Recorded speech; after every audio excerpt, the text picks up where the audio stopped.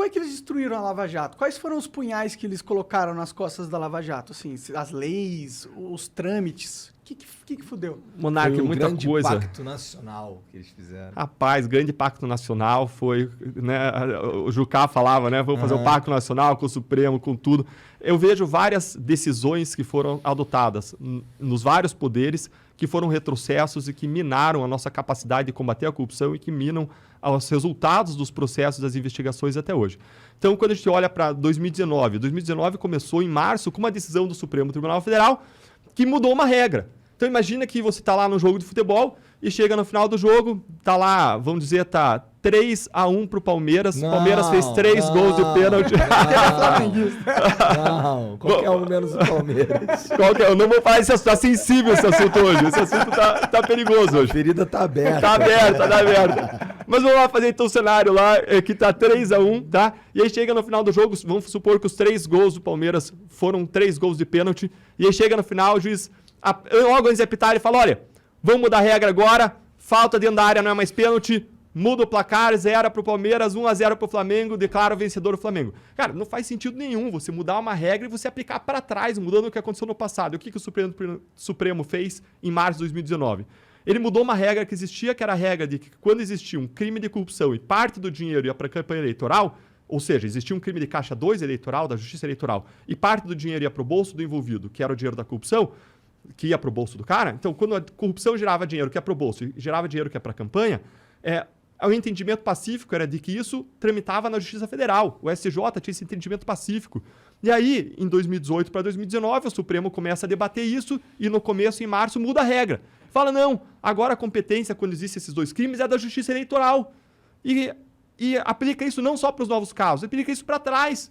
E aí derruba vários casos nossos que seguiram a regra do jogo. Isso é um absurdo.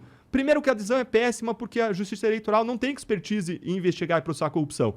Isso acaba quase anistiando grande parte dos casos de corrupção. Veja que a Justiça Eleitoral tem um grande rodízio de juízes e promotores porque ela não tem quadros próprios. Não tem que você fazer uma lava-jato 6, 7 anos da Justiça Eleitoral.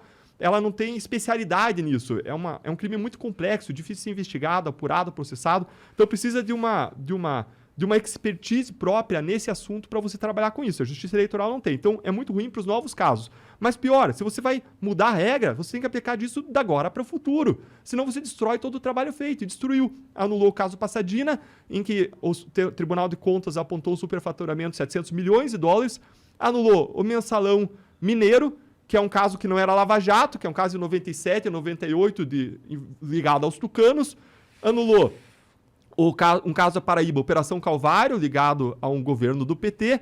Anulou Operação Integração, ligado ao PSDB do Paraná, em que parte do dinheiro desviado dos pedágios foi para campanhas eleitorais.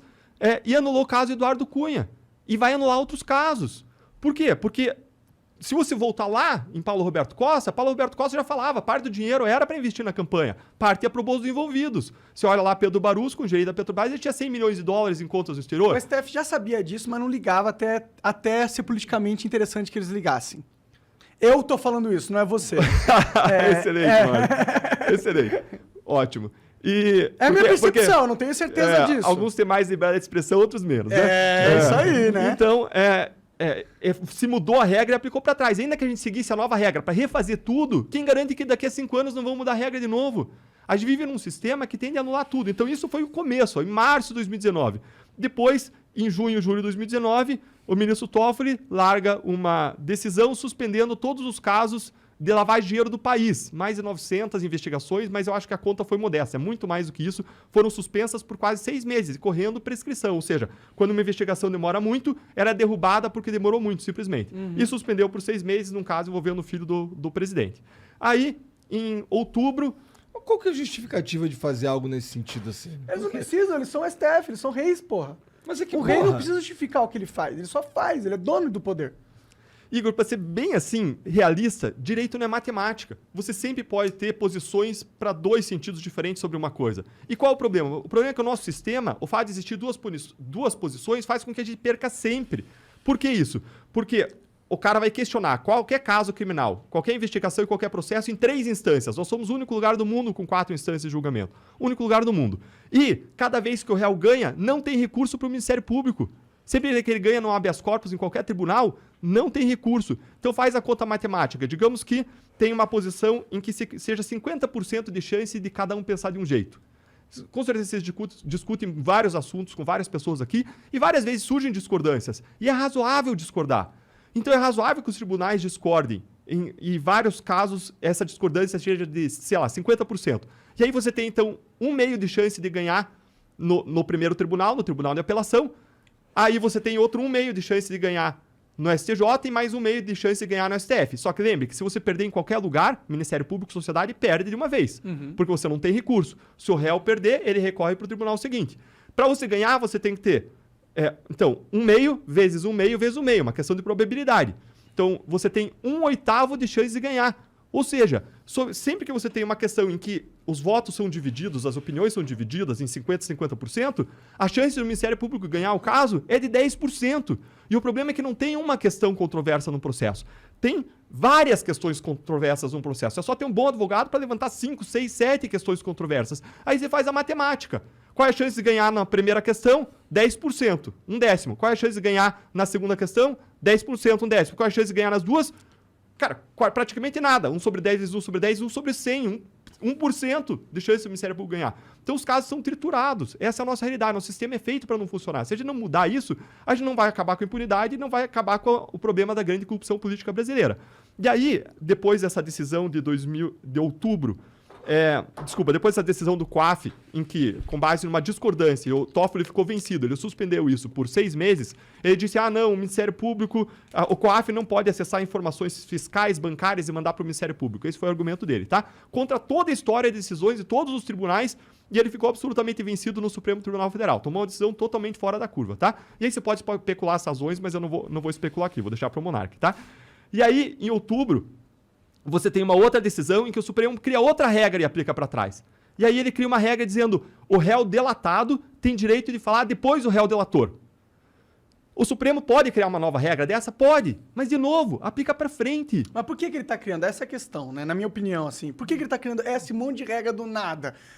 Claramente... Pra aplicar pra trás, pra fuder com os processos. Exatamente. O STF, na minha visão, ele age como um órgão em prol da corrupção.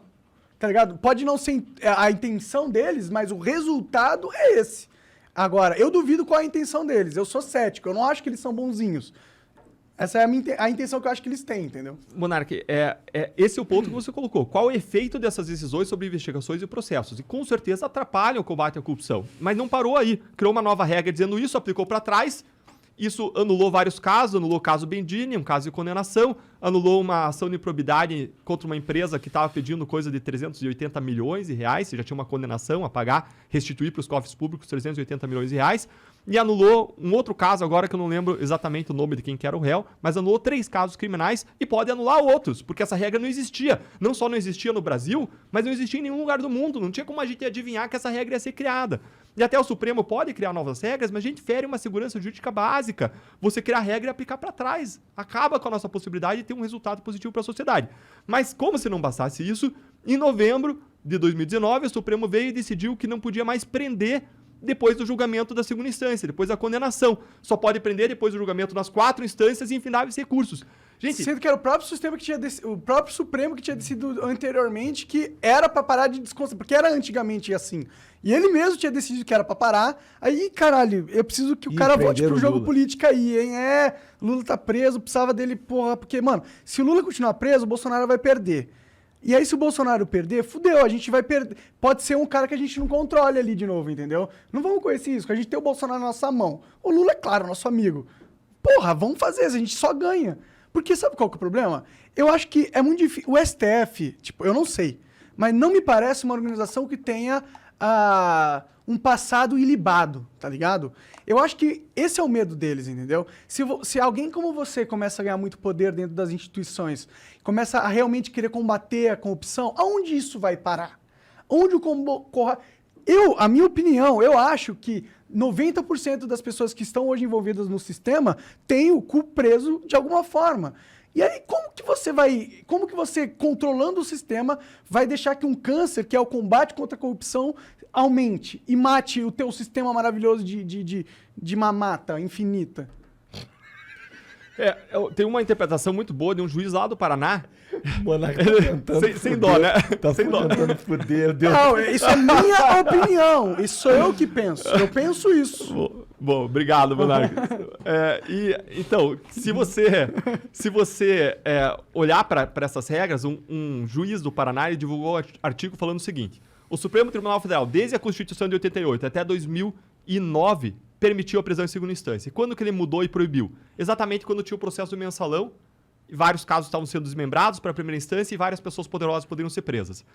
E aí ele proibiu a prisão em segunda instância. E aí deixou sem poder a prisão em segunda instância. Aliás, ele fez num caso, adivinha o que aconteceu? No exato caso em que o Supremo proibiu a prisão em segunda instância. Era um caso de um fazendeiro que tinha atirado numa pessoa, era uma tentativa de homicídio, ou um homicídio, mas acho que era uma tentativa. Um fazendeiro atirou em alguém que ele entendeu lá que cantou a mulher dele numa festa lá. E esse crime já tinha acontecido há mais de década. E o que aconteceu com esse caso? Ele prescreveu no STJ, na terceira das 4 instâncias. Ou seja, demorou tanto tempo que não teve punição nenhuma. Então, no próprio caso em que o Supremo definiu isso, é um caso que não teve resultado porque o Supremo definiu isso. E aí, em 2016, o Supremo volta a autorizar a prisão em segunda instância quando? Quando a Lava Jato estava atingindo mais partido de esquerda.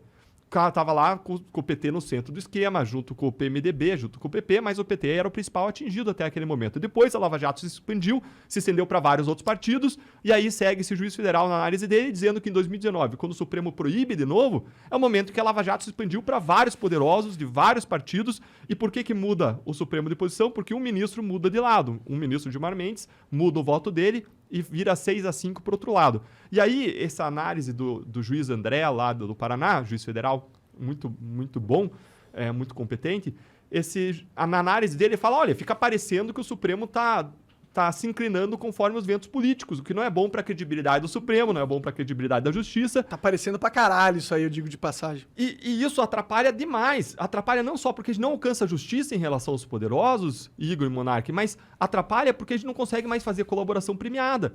Porque o cara, para ele fazer a colaboração premiada é uma negociação. Você não vai comprar uma casa por 100 mil reais se você tiver uma casa do lado que vale 50, certo? Do mesmo modo, o cara não vai fazer um acordo com o Estado em que ele colabora, em que ele se compromete a cumprir uma pena, se ele vai alcançar impunidade, se ele vai poder discutir o caso dele por 20 anos, alegar 1000 nulidades e buscar a prescrição e a impunidade completa. Então, essa decisão acabou esvaziando a possibilidade da Lava Jato continuar se expandindo, continuar alcançando outros crimes, novos atores.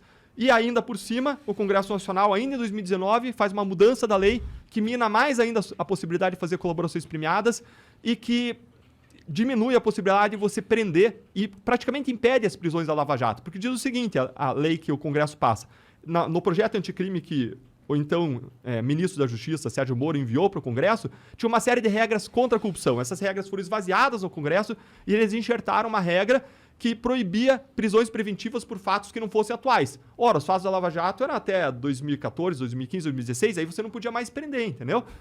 Então, você foi sofrendo... o combate à corrupção foi sofrendo uma medida, um revés atrás do Sistêmico. outro. Sistêmico, a ponto da OCDE, a Organização para a Cooperação e Desenvolvimento Econômico, montar uma comissão para supervisionar o Brasil nesse ponto. E o Brasil quer entrar na OCDE. E algo que nunca aconteceu em relação a isso, aconteceu em relação ao Brasil, de tantos retrocessos que a gente estava vivendo. E os retrocessos continuaram. Eu falei de alguns aqui. Então, a gente tem visto o nosso trabalho contra a corrupção ser desmontado. E eu posso, de novo, ficar de braços cruzados, olhando isso, reclamando na minha zona de conforto. Ou eu posso, como a gente sempre fez, buscar encarar essa realidade, buscar novas alternativas, fazer mais, fazer melhor, fazer diferente e tentar mudar essa realidade, saindo da minha zona de conforto e encarando um debate político, indo para a arena política, que é onde tudo está acontecendo.